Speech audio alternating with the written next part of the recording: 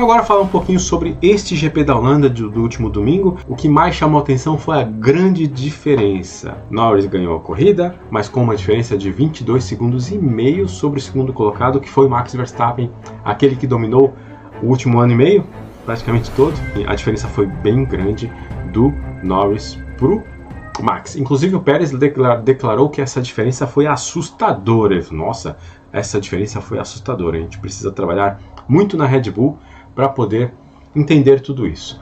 Mas começando pela largada, sempre o Norris larga mal. Ele perde posições na largada, tem uma dificuldade imensa lá de ganhar uma posição em relação ao que ele larga. Claro, ele estava largando na pole position e perdeu a primeira posição na largada para o Max. A Fórmula 1 já publicou na hora lá o tempo de reação dos dois pilotos. O tempo de reação tanto do Max quanto do Norris foi o mesmo, exatamente o mesmo. Não houve ali uma grande vantagem no tempo de reação em relação ao sinal vermelho, né? Quando apaga a luz vermelha e eles largam. O que houve? Analisando a telemetria, dá para ver que existe uma diferença de tração, ou seja, quando os dois carros da McLaren saem, eles saem meio que juntos, assim, não há uma diferença muito grande entre eles.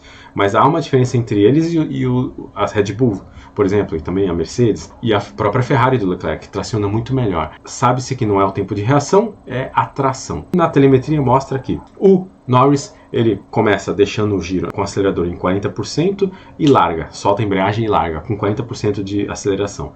Já o Max deixa em 20% e larga. Só aí dá pra gente concluir o seguinte. Claro que um carro de Fórmula 1 tem muito motor, né? Eu digo porque sou piloto de kart, então comparando com kart é o seguinte, andando num kart 2 tempos que tem muita tração, claro que o 2 tempos não larga parado, né? Eu já andei num Biland, né? 4 tempos de muita potência, você acaba fazendo isso. Se você der muito pé, a roda patina em falso. Se você acelerar mais do que a aderência do asfalto, a roda patina, ela gira mais de uma vez no mesmo lugar. Isso aí faz com que o carro não ande para frente, ele demore um pouco a sair, né, da inércia. Isso aí deu para ver que aconteceu entre Norris e Verstappen. Ah, então o Norris deveria ter acelerado um pouco menos? Talvez não, tem que ver em relação à equipe. A equipe configura, né, toda essa aceleração, como vai soltar a embreagem, o mapa de motor, tudo isso é configurado pela equipe nos treinos, né, eles fazem os testes de largada. O da Ferrari, por exemplo, ele acelerou também em 37 por hora, praticamente quase igual ao Norris. Só que aí ele tracionou, então assim, a Ferrari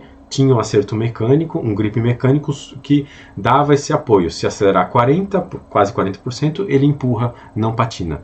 Já a McLaren, se acelerar 40%, ele patinou. Como a Red Bull provavelmente patinaria, a Red Bull deve ter feito um bom teste, sabendo que estava do lado sujo, não dava para acelerar 40%, né, configurado em 20%, e aí foi melhor. A McLaren precisa estudar melhor esses treinos de largada, para poder dar uma possibilidade para os dois pilotos deles, né, tanto Piastri quanto Norris, largarem melhor e não perderem posição. Mas Norris perdeu a posição na largada e ele foi inteligente em não se desesperar. Perdeu a posição, comboiou Max Verstappen, Max começou a abrir 8 décimos na primeira volta, depois mais de um segundo na segunda, e aí não tinha DRS para ele poder abrir. Ele foi inteligente por quê? Ele podia ter pensado, poxa, não vou deixar o Max escapar, eu quero passá-lo, eu estou com um carro mais rápido, eu vou lá brigar pela posição. Só que ele ia desgastar os seus pneus. O que ele pensou? Não, eu vou aqui preservar meus pneus, vou deixar ele abrir, tá? O que ele achar que deve abrir agora, mas eu não vou superaquecer meus pneus.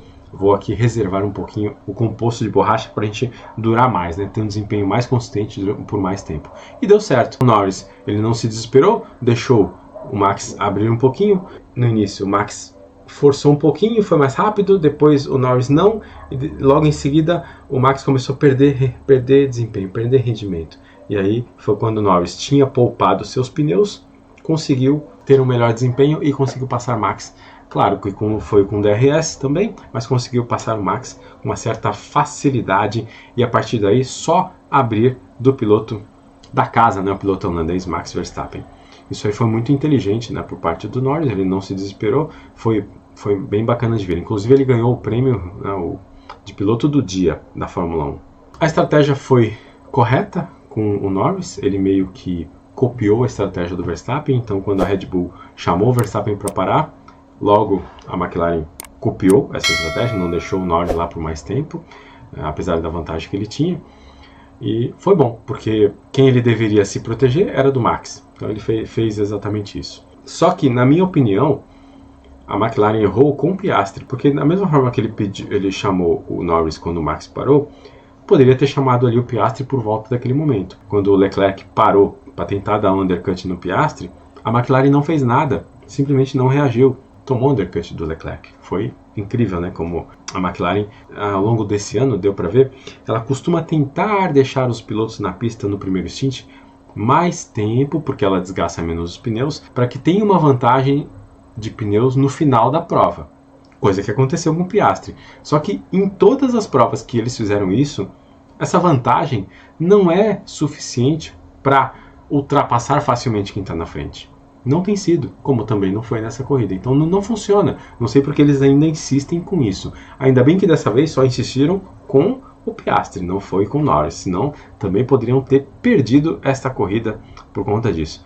Mas é isso, o Piastri acabou tendo esse problema de estratégia. Essa vantagem de pneus que ele teria no final acabou não tendo, infelizmente. Vamos falar um pouquinho sobre as Mercedes com Russell e com Hamilton. Hamilton foi punido, né? Então ele foi punido em 3 posições, ele ia largar em 12º, acabou em 15º, e aí conseguiu uma ótima corrida de recuperação, acabou logo atrás do Russell em 8º e o Russell em 7º, mas Hamilton tocou fogo no parquinho. Ele deu uma declaração polêmica depois da prova. Ele sabe, né, que o Russell largou em 4º e chegou em 7º, por conta de vários motivos a gente vai discutir aqui. Mas o Hamilton, ele declarou o seguinte depois da prova: bom, na minha corrida é o seguinte, se eu tivesse largado em 4º, eu teria chegado melhor que 4º. Ele fala isso, exatamente isso, justamente para dar uma cutucada legal, né, no George Russell.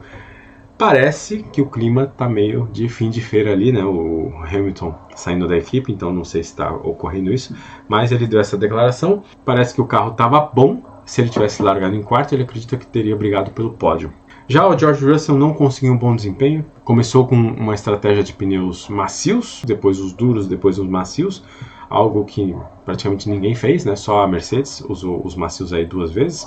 Não teria sido uma ótima estratégia, mas isso aconteceu porque a Mercedes não tinha outro jogo de pneus duros, né, para poder utilizar. E os pneus médios não funcionaram bem nos treinos livres, por não terem ritmo nos pneus amarelos, os pneus médios, acabaram optando pelo duro ou então pelo macio, inclusive macios usados. Assim foi. A Mercedes também tem trabalho de casa para poder entender, né, pelos dados da corrida, o que fazer agora em Monza, né, porque eles têm esses problemas de pneu.